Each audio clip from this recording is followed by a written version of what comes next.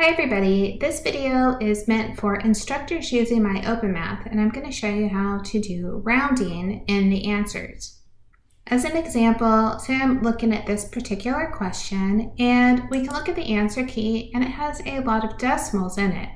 But when you look at the instructions in the actual problem, it says round your answers to 4 decimal places.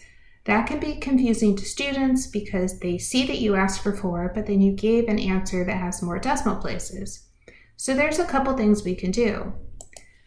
One thing you could do is just leave your code alone and add in show answer. So you put a $sign, you write show answer, then you put equals, then you write round, you put in answer with the $sign, and then you put in 4. So this will say when you show the answer, only show 4 decimal places. So let's take a peek at that. Now in the question, I can see it goes 0.2742, 4 decimal places. Let's check it, 0.2742. It says that worked out okay. So there's one way you can do it.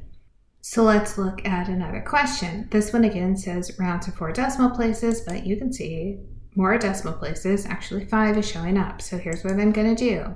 So this time I'm just going to go ahead and round right in the answer. So I'm going to type round in front of z-score, leave the z-score, and put a comma 4. So this time I've just said the answer is this value. I'm not saying show a different answer rounded than the actual answer.